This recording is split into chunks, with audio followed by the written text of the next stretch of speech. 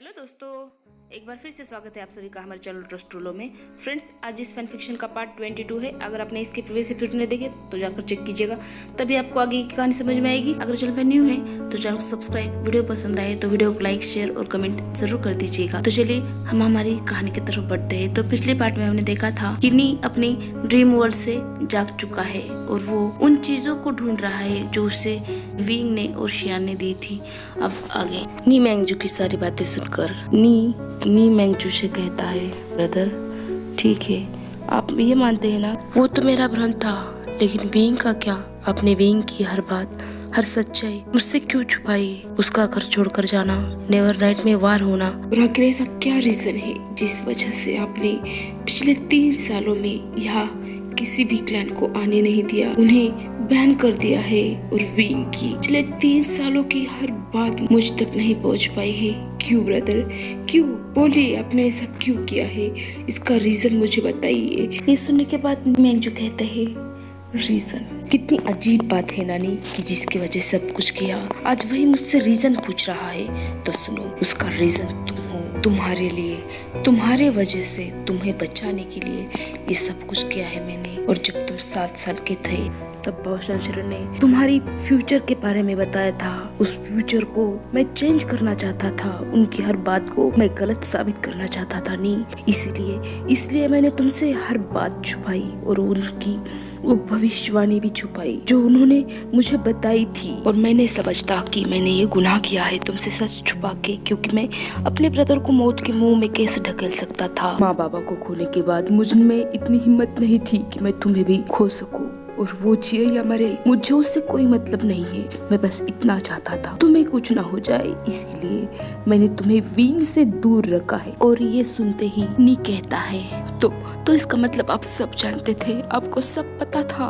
कि फ्यूचर में क्या होने वाला है, तो आपने क्यों मुझे नहीं बताया? अगर आप मुझे बताते तो मैं कुछ ना कुछ करता, उसे रोकने की कोशिश करता, या फिर हम दोनों की मैरिज ना कैंसिल करके उसे अकेला कभी भी नहीं छोड़ता। आपकी वजह से आज उसकी सोल, उसकी कल्टीवेशन पावर और उसकी बॉडी पूरी तरह से डिस्ट्रॉय हो चुकी है।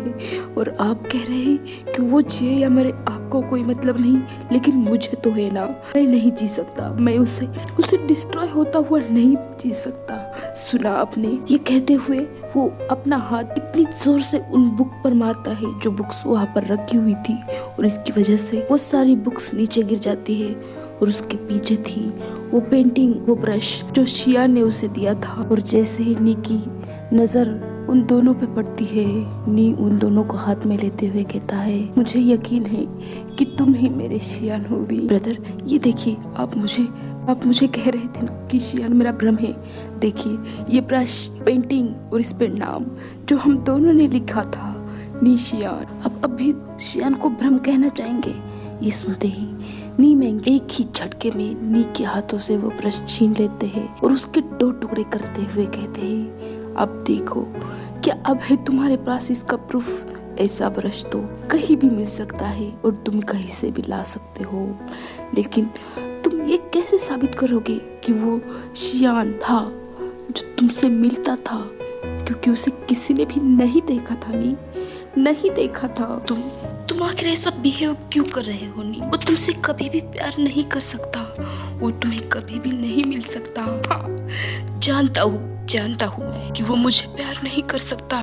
बस बहुत हो चुका, थक चुका हूँ मैं ये सुन कर कि वो मुझे नहीं मिल सकता, वो मुझे प्यार नहीं कर सकता। पता है मुझे कि वो किसी और का कल्टीवेशन पार्टनर है, लेकिन मैं बस इतना चाहता हूँ कि उसे देख सकूं, उसका सुख दुख बांट सकूं। क्या इतना भी हक नहीं है मेरा उस पर? क्या मेरा वन साइडेड लव उस पर इतना भी हक नहीं जता सकता? बस मेरे लिए इतना काफी है कि मैं उसे देख पाऊँ। बस यही चाहता हूँ मैं। बस बहुत हो गया ब्रदर, अब चले जाइए यहाँ से प्लीज। मुझे थोड़ी देर के लिए अकेला छोड़ दीजिए, मैं अकेला रहना चाहता हूँ। जाइए आप यहाँ से। ये कहकर उन्नी मैंगजू को उस लाइब्रेरी से बाहर भेज देता है। अब हमें लोटस फेयर दिखाते हैं, जहाँ उस लेक में चारों तरफ लोटस फ्लावर लगे हुए थे और उन फ्लावर के बीच में एक बोट थी जिसमें बैठा था चिंग, जो ये सोच कर परेशान था कि क्या वो वो बच्चा लानवांग जी और विंग का था? क्या वो दोनों शादीशुदा है इसलिए उन दोनों ने ये बच्चा किया, इसलिए ये बच्चा उन दोनों का है? लेकिन कैसे? क्योंकि कोई भी कल्टीवेशन पार्टनर को डुअल कल्टीवेशन करने के लिए कम से कम 15 साल लग जाते हैं और तभी वो एक बच्चा कर सकते हैं इतने कम समय में। विंग और लानवांग जी का बच्चा आखिर कैसे हो सकता है, ये वो सोच रहा था। क्या सच में वांग जी की कोई मिस्ट्रेस है जिससे उसे ये बच्चा हुआ है? क्योंकि डुअल कल्टीवेशन प्रोसेस करने के लिए दोनों कल्टीवेशन पार्टनर की इजाजत चाहिए और जाहिर सी बात है जब वांग जी ने कहा था कि विंग को उस फोरहेड रिबन का मतलब ही पता नहीं, वो खुद को वांग जी का कल्टीवेशन पार्टनर कैसे चुन सकता है और कैसे कह सकता है नहीं, ये शायद विंग को पता ही नहीं होगा। अगर उससे पता होता तो वो वेंस के साथ क्यों रहता और मदर और फादर को जरूर बताता। वी वुशियान, तुम भी कितने डम्प हो, तुम्हें बेवकूफ बनाया भी किसने जिससे तुम हमेशा बेवकूफ बनाते थे, और उस लानवांग जी ने तुम्हें बेवकूफ बना के तुम्हारे साथ मैरिज भी कर दी और तुम्हें पता भी नहीं चला। लेकिन खैर, उस फोरहेड रिबन का मतलब तो मुझे भी नहीं पता था। चेंग ये सारी बातें उस बोट में बैठकर खुद से ही किए जा रहा था और तभी वहाँ उसे पीछे से जियांग फिंगमियन आवाज लगाते हैं, चेंग बाहर आओ, सोच रहे हो तुम अंदर बैठकर? कितनी देर से तुम वहाँ बैठे हो? चिंग बाहर आकर कहता है, फादर कुछ नहीं, मैं यूं ही बैठा हुआ था। और चिंग ने जो कुछ गुस्से में हुआ था उसका आधा हिस्सा ही अब तक अपने फादर और मदर को बताया था और वो आधा सच जानते थे जो विंग और वांग जी का था। चिंग बाहर आकर अब अपनी सीजे और मदर की कमरे में जाता है। हाँ, मैडम यू यानली के पास बैठी हुई थी और उनके हाथों में रुलान था। चिंग को देखकर मैडम यू कहती है, चिंग अब 15 दिन तो हो चुके हैं ना लानवांग जी को पनिशमेंट किए हुए, तो क्यों ना अब तुम दोबारा गुसु लाइब्रेरी में जाओ, उस बुक को ढूंढो।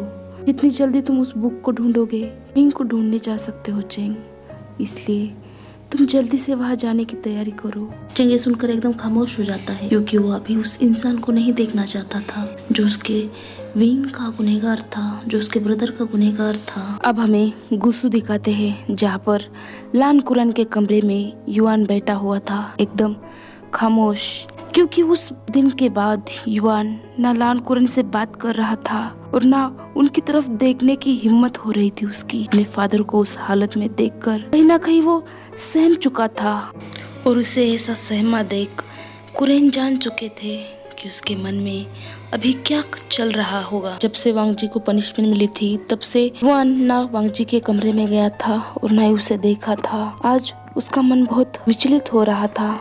युआन को ऐसा देख लान कुरान कहते हैं, युआन तुम्हें अपने फादर से मिलना है ना? ये सुनकर युआन कहता है, हाँ मुझे उनसे मिलना है, बस एक बार मैं उनसे मिलकर आना चाहता हूँ। अब मुझे जाने की परमिशन देंगे ना? इतने दिनों के बाद आज युआन ने अपनी चुप्पी तोड़ी थी और कुरैन के सवालों का जवाब दिया था। युआन की बातें सुनकर कुरैन कहते हैं, ठीक है युआन, आज रात तुम अपने फादर के पास जा सकते हो और उन्हें मिलकर आ सकते हो। ये सुनकर युआन के चेहरे पर एक खुशी आ जाती है और वो खुशी से अब जिंग की तरफ जा रहा था और उसके चेहरे की हंसी तब गायब हो जाती है जब वो देखता है कि सिचन वांग जी के उन घाव को, उन जख्मों को हील कर रहे थे और मेडिसिन लगा रहे थे। तो घाव उसे स्लैशेस मारने पर आए थे और उन घाव को देखकर, उन जख्मों को देखकर युआन के आंखों में आंसू आ जाते हैं और वो जिंगची के अंदर आकर सिचन को बो करते हुए वांग जी के पास बैठता है और उसके बैक पर अपने छोटे फिंगर्स फिराने लगता है। सिचन जो युआन की तरफ देख रहे थे उससे कहते हैं, युआन घबराओ मत, तुम्हारे फादर बहुत जल्दी ठीक हो जाएंगे। ये सुनकर युआन बदले में सिर्फ करता है और उसके आगे कहता है, अंकल क्या ये सब मेरी वजह से हुआ है? फादर मुझे यहाँ लाए, क्या इसी वजह से उन्हें पनिशमेंट मिली है? मैं अपने मदर के साथ बहुत खुश था वहाँ। मदर आज आपका कहा बिल्कुल सच हो गया है। आपने सच ही कहा था कि अगर मैं फादर से एक बार भी मिलूंगा तो फादर मुझे अपने पास रखने के लिए पूरी दुनिया से भी लड़ सकते हैं और मुझे खुद से दूर नहीं करेंगे। हाँ मदर, यहाँ हर कोई आपकी सच्चाई स्वीकार नहीं करेगा, आपको एक्सेप्ट नहीं करेगा, शिवाय फादर के। ये जानने के बाद कि आप है कौन। मैं आपको दिया हुआ प्रॉमिस कभी नहीं तोड़ूंगा और आपके बारे में फादर को नहीं बताऊंगा मदर। लेकिन आप कहाँ है? यहाँ आइए ना प्लीज, एक बार आप फादर को देख लीजिए। I miss you mother, I miss you. मैं आपको बहुत याद कर रहा हूँ।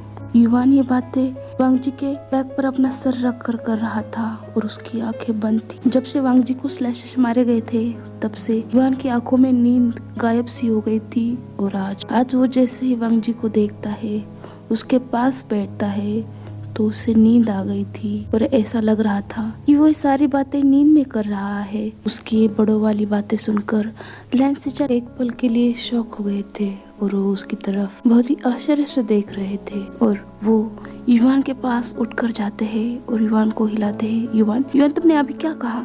बोलो कहाँ है तुम्हारी माँ? कौन है तुम्हारी माँ? तुम कहाँ रहते थे? लेकिन युवान इतनी गहरी नींद में जा चुका था कि सिचान की बातों का जवाब नहीं दे रहा था। और ये देखकर सिचान अब युवान को उठाते हैं और वांगजी के साइड में बेड पर सुला देते हैं और उन दोनों को एक ब्लैंकेट ओढ़ाकर बाहर चले जाते हैं। अब हमें कुरेन को दिखाते हैं जो अपने कमरे में इधर उधर टहलते हुए खुद से ही बातें किए जा रहे थे। अगर तुम उस वंशज के हो, उसके वंशज हो, मेरा ये शक सच हो जाएगा। और अगर क्या होगा, ये सच हुआ तो तुम्हें कोई एक्सेप्ट करेगा? लान क्लैन के पूर्वजों ने, उनके 2 पीढ़ियों ने जो तुम्हारे वंशज के साथ किया है, उसका अंजाम तो बहुत बुरा हो चुका था। क्या हिस्ट्री फिर से खुद को दोहरा रही है? लेकिन इस कदर कैसे? आखिर तीसरी बार इसका अंत ऐसे बदल कैसे सकता है जो अंत पहले 2 बार बहुत बुरी तरीके से इतिहास के पन्नों में दब चुके हैं। लेकिन अब ये बदल चुका है। अगर मेरा ये डाउट सच है, युवान तुमसे रिलेटेड है, तो मुझे युवान का ख्याल और भी अच्छी तरह से रखना होगा। उसे खुद से दूर नहीं भेज सकता मैं कि उसकी सच्चाई जानने के बाद उसका क्या होगा, ये सोचकर भी मैं डर रहा हूँ। ये सारी बातें कुरेन खुद से कर रहे थे और अब कुरेन अंधेरे में ही जिंगसी की तरफ निकल जाते हैं। और अब हमें वांगजी को दिखाते हैं जो खुद को कोल्ड पॉन में पाता है और उसके सामने विंग था जो चीख रहा था, लंजा मुझे कुछ हो रहा है, मेरे अंदर कुछ दबा हुआ है, वो बाहर आ रहा है। लंजा मुझे पकड़ो ना, मेरा हाथ पकड़ो। मुझे अजीब महसूस हो रहा है जब से हम उस गुफा से आए हैं। मैं तुम्हारे कभी पास आना चाहता हूँ तो तुम्हें खुद से कभी दूर करना चाहता हूँ। पता नहीं ये क्या हो रहा है। लंजा प्लीज मुझे अपने बाहों में ले लो ना। और वांगजी ये बातें सुनकर कहता है, क्या हुआ है विंग? तुम ऐसी बातें क्यों कर रहे हो? क्या है जो तुम्हारे शरीर में दबा हुआ है? बोलो। विंग कहता है, पता नहीं लंजा, पता नहीं। और वो आवाज और भी ज्यादा जोर से सुनाई दे रही थी। मैं तुम्हें एक कर्ज देती हूँ, तुम्हारे हर आने वाली पीढ़ी की मौत इसी तरह होगी और उसका अंजाम यही होगा। उनके मौत का रीजन उनका प्यार होगा। और इस आवाज को सुनते ही विंग कांप रहा था और विंग को ऐसा देख वांगजी जोर से चिल्लाता है, इंग अपनी आंखें खोलो। लेकिन विंग उसके सामने नहीं था, वो खुद नींद से जाग गया था। और ये याद आते ही वांगजी जल्दी से बेड से उठता है कि उसने ये भी नहीं देखा कि युवान उसके पास में सोया हुआ था। और वांगजी वही अंधेरे में ही जिंगसी से बाहर उस कोल्ड पॉन्ड की गुफा की तरफ जाता है, क्योंकि वो आप जानना चाहता था कि वो क्या कर्ज था, वो आवाज विंग को क्यों हार्म कर रही थी। इतने दिनों तक वो कैसे ये भूल चुका था। वांगजी बहुत तेजी से कोल्ड पॉन्ड की गुफा की तरफ जा रहा था और वहां जाकर वो उस वाटर में, उस कोल्ड पॉन्ड में डुबकियां लगा रहा था। और वांगजी घंटों से वहां उस वाटर में चारों तरफ डुबकियां लगा रहा था, डूब के देख रहा था, उस गेट को, उस डोर को ढूंढने की कोशिश कर रहा था। और वो ना मिलने पर वांगजी जोर से चीखता है, किसकी आवाज थी उस दिन जो आवाज विंग को हार्म कर रही थी? लोग कौन हो तुम? मुझे अंदर आना है, मेरे सवालों का जवाब दो। तुमने किसे कर्ज दिया है? किसका कर्ज था वो? और विंग को क्यों सुनाई दे रहा था? बोलो, मुझे अंदर आना है, मुझे अंदर आने दो, ये वो कह रहा था। और वो सोल जो वहाँ बैठी हुई थी, वो अपने सर पे हाथ रखते हुए कहती है, उफ, ओ गॉड, इसका पागलपंती का दौरा शुरू हो गया। ओ साइको, तुम वहाँ अकेले नहीं जा सकते। उस कोल्ड पॉन्ड की गुफा में सिर्फ कपल जा सकते हैं। वो कपल, वो कल्टीवेशन पार्टनर जो बहुत प्योर हो, जो बहुत रियर हो, और तुम अब अकेले हो। ये क्यों समझ में नहीं आता? ये वो कह रही थी और फिर वो खुद से ही कहते, वेट, लेकिन मुझे ये कैसे पता? क्या मैं इस गुफा को और यहाँ के सीक्रेट को जानती हूँ, लेकिन कैसे? तो चलिए दोस्तों, आज के इस पार्ट को मैं ये एंड करती हूँ। वीडियो पसंद आए तो लाइक, शेयर और कमेंट करके ज़रूर बताइएगा।